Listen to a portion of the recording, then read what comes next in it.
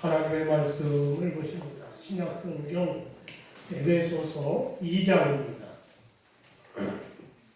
신약성경 에베소서 2장 1절서부터 10절까지 제가 한 절, 여러분이 한 절 말씀을 교독해 보시겠습니다. 신약성경 311페이지입니다.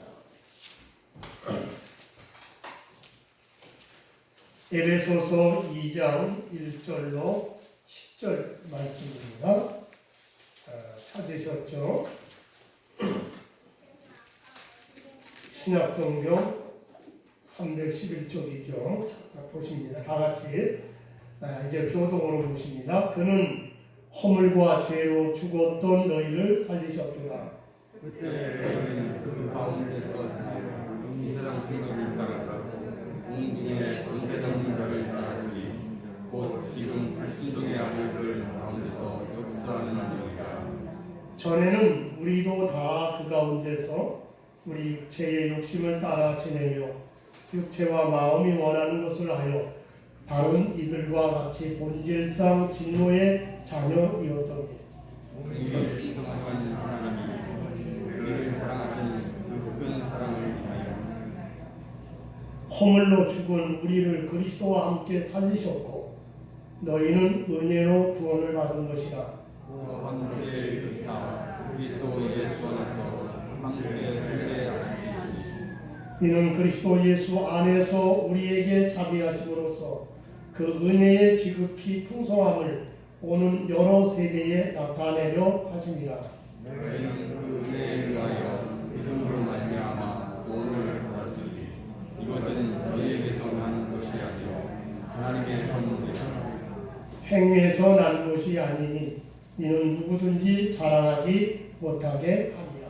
우리는 그가 믿은 사람 그리스도 예수 안에서 선한 일을 위하여 지으심을 받은 자니 이 일은 하나님이 전에 계획하사 주로 그 가운데서 행하게 하려 하심이라. 아멘.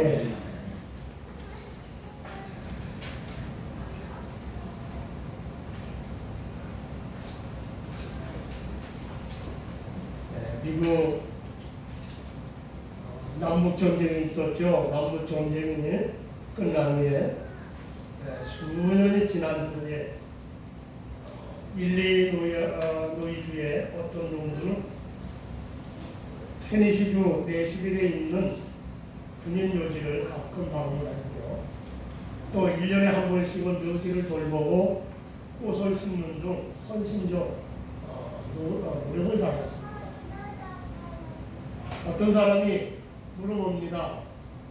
이 묘지가 아들의 묘지입니까? 그랬더니 아니요, 아닙니다. 그러면서 이렇게 말하는 겁니다. 그는 바로 우리 마을에 살았어요. 그런 중에 남북 전쟁이 일어났습니다. 그때 나는 징집 대상이었습니다. 그러나 나는 7명의 아이가 있었고요. 아내는 허약했고요.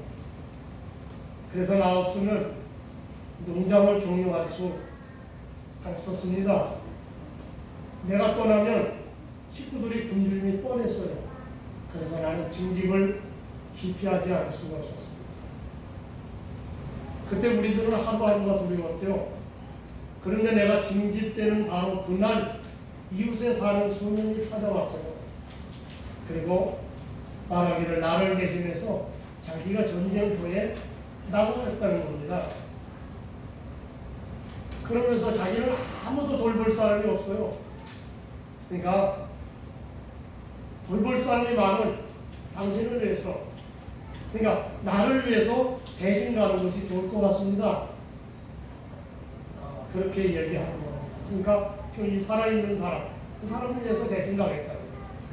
그리고 기어이 군대를 가서 치카만카에서 부상을 당하고 이곳 병원에서 죽었습니다. 이 묘지가 바로 그 사람의 묘지예요. 그렇게 대답을 하고, 그리고는 비석에다가 자기 손가락을 잘라 혈액으로 쓴 비명, 그는 나를 대신하여 죽었노라, 그것을 가리키더라는 겁니다.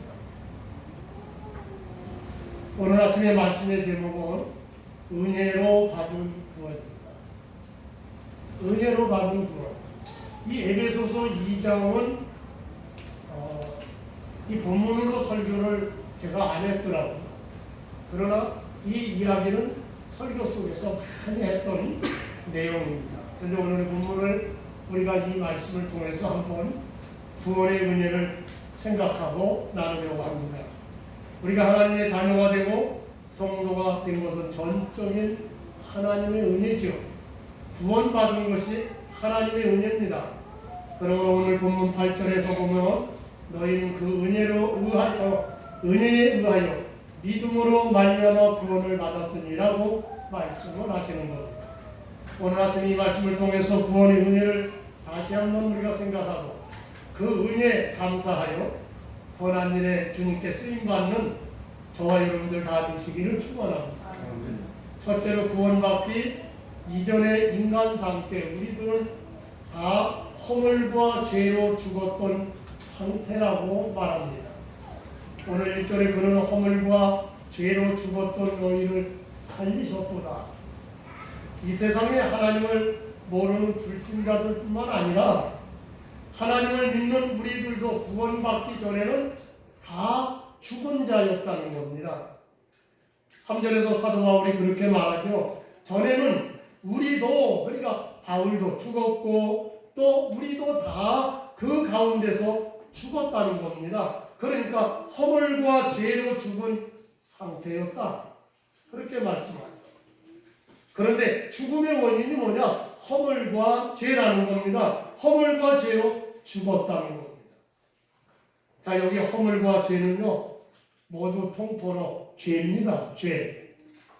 그런데 굳이 우리가 나눈다고 하면 허물은 해야 할 것을 하지 않은 죄, 해야 할 것을 하지 않은 죄, 하나님을 경외해야 되고 하나님을 믿어야 되고 또 하나님 앞에 나와 예배하고 이런 거 안 하는 죄. 또 죄는 해서는 안 될 것을 행한 적극적인 죄.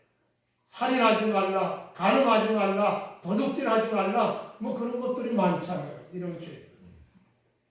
이런 죄. 죄는요, 관계를 깨트립니다. 사람과 사람 관계를 깨트리는 것이 죄입니다. 누군가에게 내가 죄를 지으면요, 나는 그 사람과 가까이 하기가 어렵습니다. 그 사람을 자꾸 피하게 되죠. 우리가 창세기에 보시면 에덴 동산에서 아담과 하와가 하나님이 먹지 말라는 선악과를 먹었습니다. 그리고 어떻게 했어요? 하나님을 피했습니다. 왜 하나님을 피했습니까? 먹지 말라는 선악과를 먹은 죄로 하나님이 두려워서 하나님을 피한 겁니다. 오늘 1절에 보면 허물과 죄로 죽었던 너희라고 했습니다. 여기 죽었다는 것은 보통 우리가 알고 있는 그런 죽음이 아닙니다. 우리가 알고 있는 죽음, 지금도 우리 주변에서 많이 죽잖아요. 예? 그런데 여기에서 말하는 죽었다는 것은 하나님과 단절된 것을 죽음이라고 말합니다. 모든 복이 하나님으로부터 나오는데 하나님으로부터 단절된 겁니다. 그러니 그 생명이 유지될 수 있는 복을 잃어버렸으므로 죽은 겁니다. 아버지와 아들이 있었습니다. 그런데 아버지와 아들이 두 관계가 안 좋았어요. 그러던 어느 날 아들이 가출해서 제멋대로 사는 겁니다. 그런데 어느 날 누군가가 그 아버지에게 물어봅니다. 요즘 아들은 잘 지냅니까? 그래 물었어요. 그러자 그 아버지가 뭐라고 하느냐? 그 자식은요 이미 나에게 죽은 아들입니다. 그렇게 대답하는 거예요. 그러면 정말 그 아들이 죽었을까요? 아니죠. 살아서 있습니다. 그런데 아버지로서 아버지와 전혀 관계없이 아들로서 아버지와 전혀 관계없이 살아가고 있기 때문에 아버지는 그 아들을 죽은 아들이라고 말하는 겁니다. 그렇습니다. 우리의 생명의 창조자이신 하나님 아버지와 아무 관계없이 살게 되면 그것을 죽은 겁니다. 하나님과 관계가 단절된 겁니다. 그것을 뭐라고 하냐? 영적으로 죽었다. 영적 죽음이다. 이렇게 하나님을 떠나서 죽은 자들을 본문 2절에서는 불순종의 아들들이라고 했고요. 3절에서는 진노의 자식이라고 했어요. 이렇게 하나님과 단절되어 영적으로 죽은 자들이 되니까 불순종의 아들이 되게 하고 하나님의 진노의 자녀가 되게 만들었습니다. 그렇게 되도록 만든 자들이 있는데 배후에서 역사하는 자들이라고 했습니다. 바로 누굽니까? 공중권세 잡은 자여 불순종의 아들 가운데 역사하는 영이었다는 겁니다. 이 불순종의 아들들 가운데 역사하는 악의 영, 어둠의 세상 주관자들인 공중권세 잡은 자와 또 이와 같이 그 악한 세력들이 하나님을 떠난 자들을 진노의 자녀로 이끌어가는 겁니다. 그래서 허물과 죄로 죽었던 자들은 세상 풍조를 따르지요. 공중권세 잡은 자를 따랐죠. 육체의 욕심을 따랐다고 말씀을 합니다. 우리가 하나님과의 관계가 단절되니까 하나님이 아닌 악의 영이 우리에게 따라붙는 겁니다.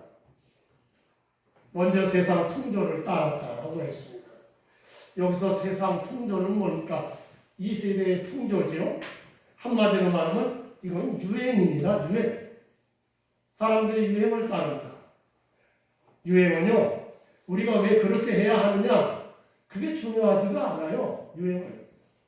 그저 사람들이 다 하니까 맹목적으로 따라가는 것이 유행입니다. 이태원 참사가 왜 일어났을까요? 소위 헬로윈 축제 행사에 참여했다가 사람들에게 밀려서 압사당한 겁니다.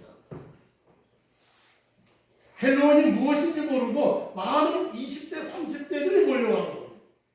헬로윈이 유령이나 괴물 분장을 하고 즐기는 축제라고 그러죠. 그러니까 쉽게 말하면 귀신놀이입니다. 귀신놀이. 그런데 문제는 이 귀신놀이가 전 세계적으로 퍼져나간다는 거예요. 네? 그런데 사람들이 아무 생각도 없이 따라하는 겁니다. 또 몸에 문신하는 사람들이 많아져가고 있죠. 문신하는 것이 좋은 것 같아서 젊은이들이 막 따라갑니다. 막 하는 거예요. 이렇게 동성애도 음란한 문화도 아무 생각 없이 따라가는 겁니다. 그것이 유행처럼 번져 나가는 겁니다. 그것이 바로 세상 풍조입니다. 우리가 하나님을 몰랐을 때는 우리도 그렇게 사는 것입니다. 그런데 그런 유행, 그런 세상 풍조가 이제는 교회 안에까지도 들어오니까 이게 문제인 겁니다. 우리는 이런 더러운 세상 풍조를 막아야 될 줄로 믿습니다.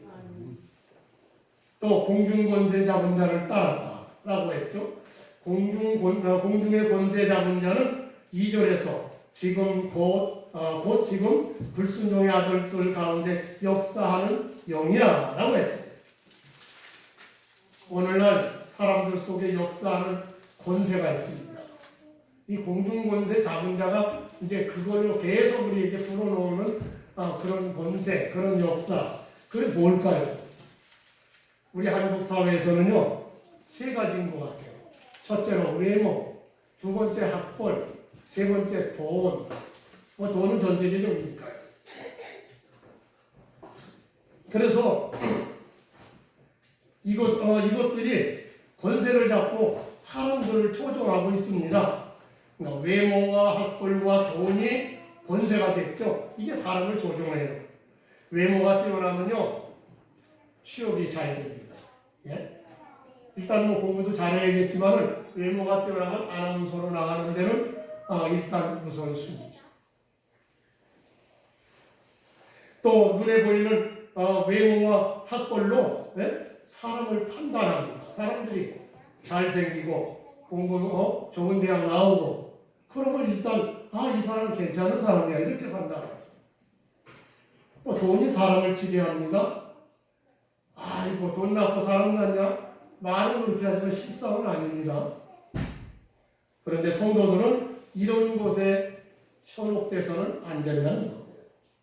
그렇다고 해서 여러분, 성도들은 그러면 이쁘면 안 되냐? 안 되고, 공부 열심히 하면 안 되고, 부자면 안 되느냐? 그 말이 아닙니다.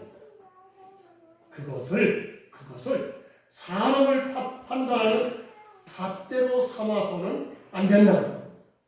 우리 믿는 사람은 그것을 사람을 판단하는 잣대로 삼으면 안 돼. 그 세상 풍조를 따라가는 세상 사람들이 그렇게 하는. 외모나 머리 좋은 머리나 또 돈을 가지고 있는 거 다 뭐라 합니까? 타고났다고 그러잖아요. 외모도 이게 뭐 고쳐가지고 다 되는 게요. 이것도 타고난 거고요. 또 머리가 좋은 거, 이거 뭐 공부 열심히 한다고 머리가 좋으니까 아니에요. 이것도 타고난 거. 지금 월드컵 축구를 하죠. 거기 다 연습을 해서 하지만 거기는요 처음부터 축구를 잘할 만한 타고난 기량을 가진 선수들이 거기서 뛰는 거예요. 지금 한물 같은 메시와 같은 선수, 키는 조그마하지만 얼마나 잘 뛰니까 마라도나 같은 사람, 그 사람들이 키가 커요? 아니 뭐요? 근데 자 타고난 그 기질을 받은 거예요. 그래서 어떤 사람은 아무리 열심을 다해도 한계가 있을 수가 있습니다. 그래서 그런 거로 여러분 그것으로 우리를 자학해서는 에휴 나 같은 것이 살 게 뭐야? 그럴 필요는 없다. 우리는 이런 것을 따라갔다가 망한 사람들을 많이 보아오고 있지 않습니까? 그럼에도 불구하고 그것을 여전히 따르고 있다는 겁니다. 교회에서도 세상에서 잘 나가는 사람들을 선망하는 경우들이 많죠. 그런데 이것은 악의 영이 우리를 미혹하는 일이라. 세 번째는 육체의 욕심을 따랐다라고 했습니다. 육체의 욕심은 마귀가 부리는 하수입니다. 마귀가 뭘 갖고 부리느냐? 욕심을 가지고 사람들을 부려요.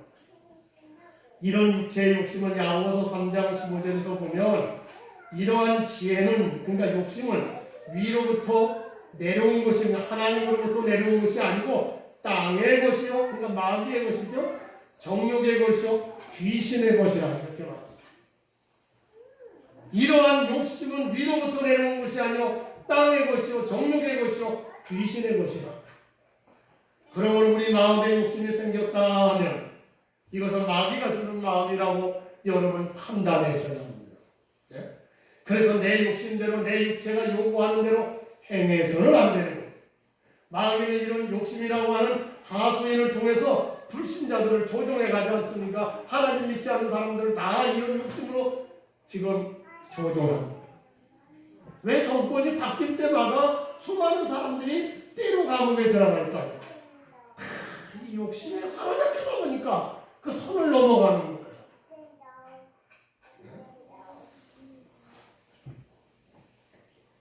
하나님을, 이 욕심을 불어넣어서 우리 믿는 저와 여러분들도 하나님을 떠나도록 만드는 거예요.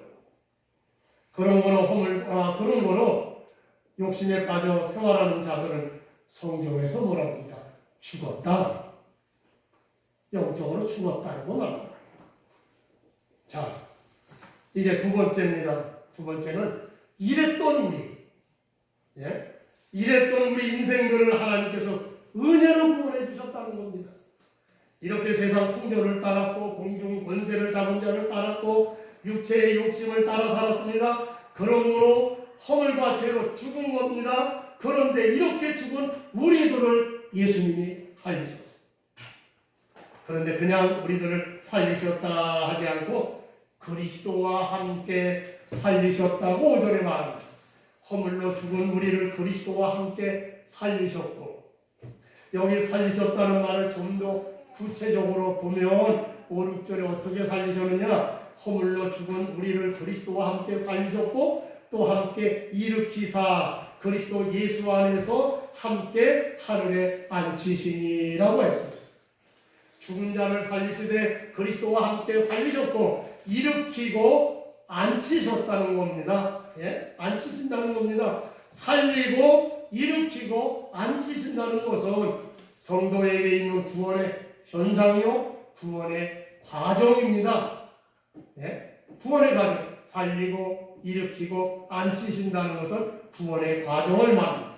먼저 여기 살리신다는 것은 죄의 지배에서 건지셨다는 겁니다. 세상 풍조와 공중자문자와 육체의 욕심을 따라 죄의 노예로 사는 자를 예수님께서 당신을 대가로 지불하고 우리를 산 겁니다. 그래서 이제는 죽은 자의 명단에서 우리는 빠지고 산 자의 명단에 기록된 겁니다. 이것은 예수 그리스도를 믿고 영접하는 자에게 일어나는 구원입니다. 이것을 뭐라고 합니까? 이미 우리 다 구원받았잖아요. 이것을 과거의 구원이다. 구원은 세 가지인데 과거의 구원, 현재의 구원, 미래의 구원입니다. 이제 이렇게 우리를 다 죄에서 구원하셨습니다. 저와 여러분들이 예수님을 믿죠? 이미 구원받았습니다. 이거는 과거적 구원입니다. 그리고 일으킨다는 것은 그저 죄의 노예 명단에서 구출해 주는 것만이 아니고요. 새로운 사람으로 살 수 있도록 그 힘과 능력을 공급해 주시는 겁니다. 죄의 노예에서 하나님의 자녀로 새로운 삶을 살도록 역사해 주시는 겁니다. 그러므로 성령님께서 우리 안에 구원받은 저와 여러분들 안에 내주하셔서 우리와 함께 하시고 바른 성도로 살도록 힘을 주시는 겁니다. 그리고 하나님이 기뻐하시는 일을 하며 살도록 하시는 겁니다. 그러므로 우리는 날마다 성령의 인도로 예배하는 일을 힘쓰고 기도하는 일을 힘쓰고 전도하고 충성하며 주의 일에 날마다 헌신하고 사는 겁니다. 이것을 뭐라고 하냐? 현재의 구원이라고 합니다. 우리가 지금 두렵고 떨림으로 현재의 구원을 이루어가고 있는 겁니다. 그것을 뭐라고 하냐? 일으키신다. 이렇게 표현하고 있습니다. 또 앉히신다고 했죠? 이것은 하나님의 영광스러운 자리에 앉히신다는 겁니다. 우리 주님의 부활 승천하셔서 하나님 나라로 올라가 하나님의 보좌에 하나님의 우편 보좌에 앉으셨죠. 자, 우리를 그 영광의 자리에 앉게 하신다는 겁니다. 우리가 이 땅에 삽니다. 그러나 우리의 신분은 하나님의 나라에 있습니다. 우리는 하늘의 시민권을 가졌습니다. 그래서 바울은 이것이 얼마나 좋은지 자기는 세상 모든 것을 다 배설물로 여겼다. 이렇게 고백을 하고 있죠. 믿는 자들은 앞으로 세상의 두기 영광과 비교할 수 없는 영광이 주어질 것입니다. 이것은 미래에 이루어질 구원. 앞으로 우리가 장차 받을 구원인 줄로 믿습니다. 그런데 이 모두가 그리스도와 함께 이루어지는 겁니다. 여기 함께라는 헬라 원어의 뜻은 도저히 분리할 수 없는 연합이라는 뜻입니다. 누구든지 분리해 보려고 해도 분리할 수 없는 연합, 함께라는 뜻이죠. 우리는 스스로 살아날 수도 없고 일어설 수도 없고 앉을 수도 없습니다. 그것은 절대 불가능합니다. 그런데 그리스도와 함께 있으면, 그리스도와 연합되어 있으면 내가 살아나고 나를 일으켜 주시고 영광의 자리에 앉게 해주시는 겁니다. 이것 때문에 예수님이 이 땅에 오셔서 죽으시고 부활하시고 승천하셔서 하나님의 우편에 앉아 계신 겁니다. 예수님이 왜 예수님이 십자가에서 죽으셔야 했던 겁니까? 그가 죽어야 살 수 있고, 그러니까 그가 죽어야 우리가 살 수 있고, 그래야 그와 연합된 우리를 살리실 수 있기 때문이죠. 우리를 살리시고 일으키시고 영광의 자리에 앉히시기 위함으로 십자가에서 죽으신 겁니다. 이것을 구원이라고 하고 믿음을 통해서 은혜를 주시는 하나님의 선물이다라고 8절에 말씀을 하죠. 너희는 그 은혜로 인하여 은혜에 의하여 믿음으로 말미암아 구원을 받았으니 이것은 너희에게서 난 것이 아니요 하나님의 선물이다. 지금까지 설명한 것, 죽었던 자를 살리신 것을 구원이라고 합니다. 그런데 이런 구원이 왜 일어났고 나에게 주어진 것이겠습니까? 이런 구원이 일어난 전적인 이유는 뭘까요? 하나님의 성품 때문입니다. 본문 4절에 보면 우리 하나님을 뭐라고 말합니까? 긍휼이 풍성하신 하나님이라고 했고요. 우리를 사랑하신 그 큰 사랑이라고 말씀하고 있습니다. 여기 긍휼을 불쌍히 여기는 마음입니다. 사람들은 하나님의 정상으로 지음을 받았기 때문에 우리의 마음에도 긍휼의 마음이 있습니다.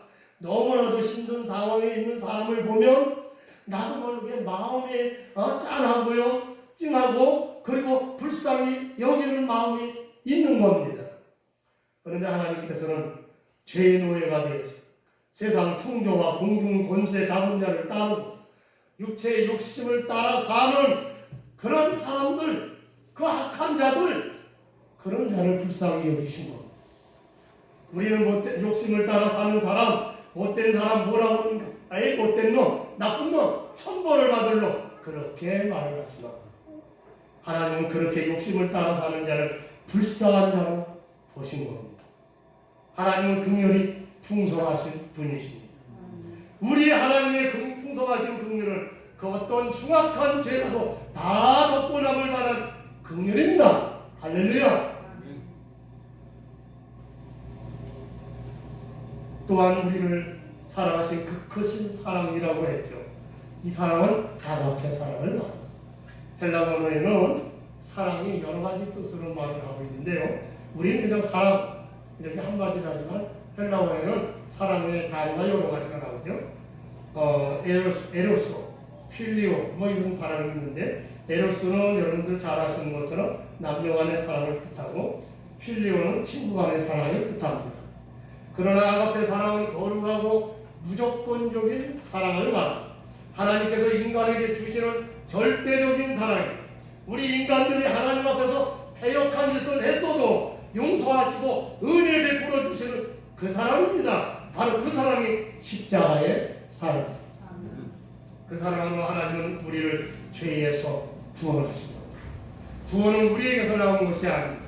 우리에게서 구원은 나올 수도 없고요. 만약에 나왔다 하더라도 그런 구원은 아무도 보장해 줄 수 없습니다. 그러므로 구원은 전적으로 하나님으로부터 나옵니다. 오늘 보면 8절에 너희는 그 은혜에 의하여 믿음으로 말미암아 구원을 받았으니 이것은 너희에게서 나온 것이 아니요 하나님의 선물이다. 여기 은혜라는 말은 뭡니까? 은혜라는 말은 거저주는 것을 말합니다. 그런데 거저주는 은혜는 구원인데 그 구원은 믿음으로 주는 것이다. 그 은혜는 믿음으로 주는 것. 하나님께서 구원이라는 선물을 거저주시는 겁니다. 그러나 예수 그리스도를 믿지 않으면 그 구원의 선물은 받을 수가 없습니다. 극심한 가뭄으로 사람들이 목말라하고 있습니다. 그런데 생수차가 물을 무료로 공급하고 있는 겁니다. 여러분, 그릇을 가져오면 우리가 물을 나눠주겠습니다. 그러나 그릇이 없으면 어떡합니까? 그 무료로 주는 물을 받을 수가 없는 겁니다. 생명을 무료로 주는 것이 은혜입니다. 그런데 그것을 받을 그릇은 뭡니까? 믿음이에요. 그러므로 요한복음 3장 16절에서 분명히 말씀하고 있지요.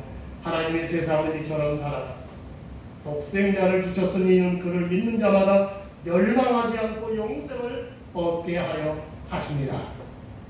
구주이신 예수님을 믿으면 구원을 얻는다고 했습니다. 이렇게 예수님을 믿는 자들에게 하나님께서는 구원의 은혜를 주셨는데 그것이 하나님의 선물이라는 것입니다. 우리가 도시나 농촌이나 우리의 생명 같은 공기를 다 마시며 우리가 살죠. 이 공기는요, 단 3분 내지 5분만 마시지 못하면 죽습니다.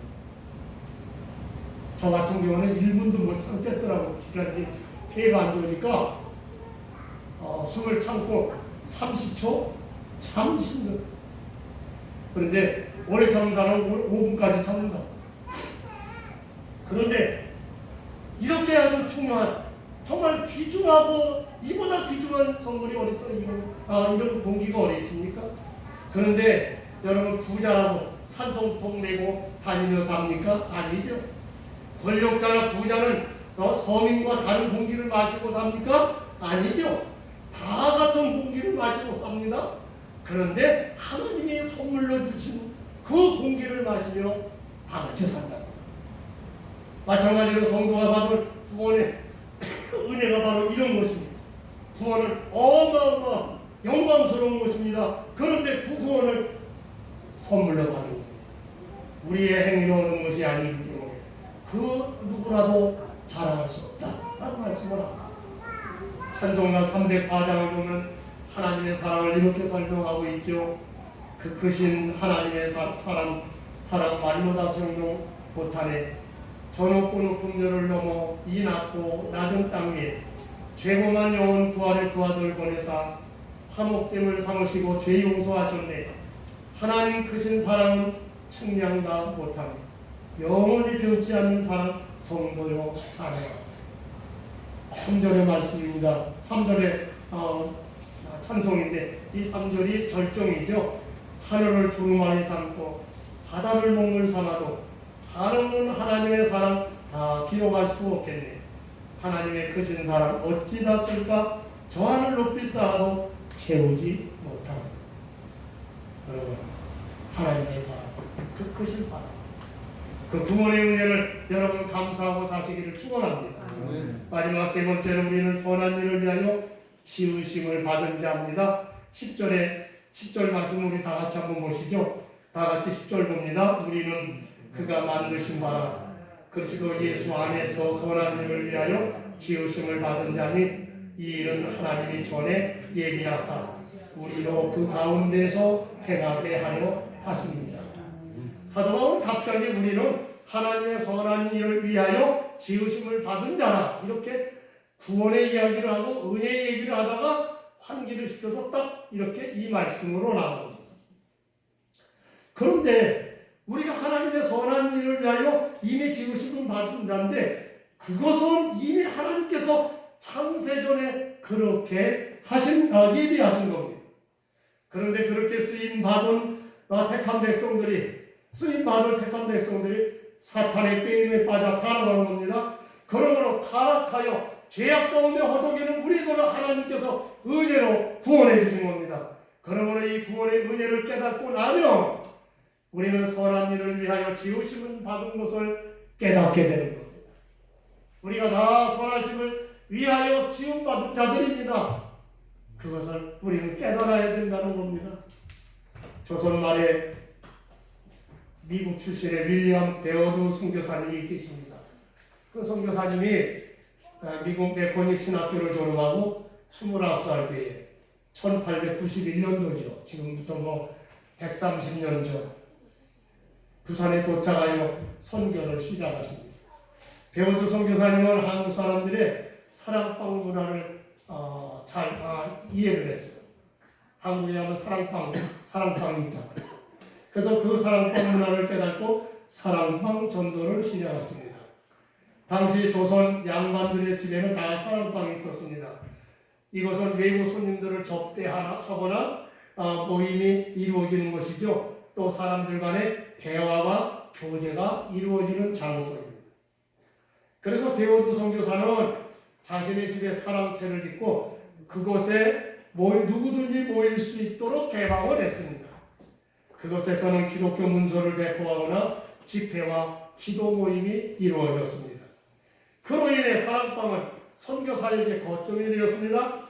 사랑방을 이 사람들이 떠나서 다른 곳에서 모일 때는 전도 여행으로 가서 곳곳마다 복음을 전했습니다. 그때는요 부산에 예배당이 없었습니다. 그런데 사랑방 모임을 통해서 예수님을 믿게 된 사람들이 점점 늘어나서 이제 그 사람들이 교회로 발전할 정도가 돼서 그래서 세운 교회가 초량교회입니다. 베어두 선교사가 세운 교회 초량교회죠. 이런 베어두 선교사의 선교 열정은 대구에 있는 가장 오래된 교회 대구 제1교회를 세웠어요. 윌리엄 베어두 선교사는 선교 활동만 한 것이 아니라 교육의 열정이 있었어요. 그래서 철학과 법학과 여러 가지 신학뿐만 아니라 학문을 배워서 박사학위를 받고요. 그리고 평양에 숭실대학교를 세웠는데 이 대학은 오늘날 서울에 있는 숭실대학교의 전신입니다. 또한 그의 부인 애니 베어두는 한글로 물리학, 동식물학 교과서를 번역하고 많은 글을 남겼는데요. 안타깝게도 암으로 52살에 하나님 나라로 가셨습니다. 그가 지은 찬송시 하나가 있습니다. 그게 뭡니까? 387장 멀리 갔더니 라고 하는 찬송 우리 잘 알잖아요. 그 3절이 이렇습니다. 다니다 가실 때에 쓸쓸한 곳 만나도 홀로 있게 마시고 주여 보호하소서. 예수 예수 내 주여 지금 내게 오셔서 떠나가지 마시고 길이 함께 하소서. 이번이 52살에 암으로 떠나가고 또 그 전에 바로 이 찬송을 썼다고 하는 걸 보면 몸에 병들어서 아마 이렇게 쓰신 것이 아니겠는가 하는 생각을 갖죠. 자, 아내를 장례한 후에 윌리엄 데오드 선교사는 숭실대학교 학장을 사임하고 성경을 번역하는 일과 기독교 문서 출판을 통한 문서 선교사에게 전력을 하시다가 1931년에 69세에 장티푸스로 평양에서 눈을 감았습니다. 신앙생활이 무엇일까요? 이전에 허물과 죄에 빠져 죄된 삶을 정산하고 하나님의 크신 사랑과 풍성하신 은혜와 긍휼을 깨달아 알고 감사하며 사는 것이 바로 신앙생활이 아닌가요? 우리 기독교는 사람을 살리는 종교입니다. 그러므로 죄에서 건지고 악에서 건지고 허물에서 건지고 사망에서 건져내신 하나님의 풍성한 그 사랑, 그 크신 사랑을 찬송하며 그 입은 은혜와 구원의 감격을 누군가에게 전하며 살아가야만 합니다. 교회가 무엇하는 것입니까? 신앙생활은 누구를 위한 것입니까? 나 한 사람 겨우 신앙 구원받고 신앙 유지할 때 그쳐서야 되겠습니까? 나를 통하여 또 누군가가 복음을 깨닫고 복음을 영접하고 하나님의 자녀가 되는 구원의 은혜를 누리도록 하는데 계속해서 쓰임받은 저와 여러분 다 되시기를 예수님의 이름으로 축원합니다. 기도하시겠습니다. 사랑하시는 아버지, 은혜와 사랑하심을 감사합니다. 오늘 아침에도 이 귀한 말씀, 우리가 다 정말 진노의 자식이었는데 참으로 우리를 버리시지 않고 구원해 주신 그것도 아버지 은혜로 무료로 이렇게 구원해 주신 주의 은혜를 생각할 때 감사합니다. 그런데 알고 보니까 우리가 이미 주님이 우리를 만드실 때 아버지의 선한 일에 쓰임받게 하시려고 우리를 세워두신 줄 아는데 아버지 구원의 은혜를 감사하여 이제 남은 생에 정말 우리가 하나님의 아버지 하나님의 은혜를 감사하여 나 하나 겨우 구원받는 것으로 끝나지 않고 말씀을 증거하고 또 이웃의 형제들을 친척들을 그리고 친구들을 아버지 하나님의 지인들을 전도하여 하나님의 귀한 백성으로 만들어가는 일에 우리가 남은 생애를 써야 할 것 아니겠습니까? 하나님 불쌍히 여기시고 우리 힘으로는 할 수 없사오니 성령께서 우리에게 감동을 주시고 또 능력을 주셔서 감당하며 살게 하여 주옵소서. 예수님의 귀하신 이름으로 기도합니다. 예, 우리 다 같이 찬송가 310절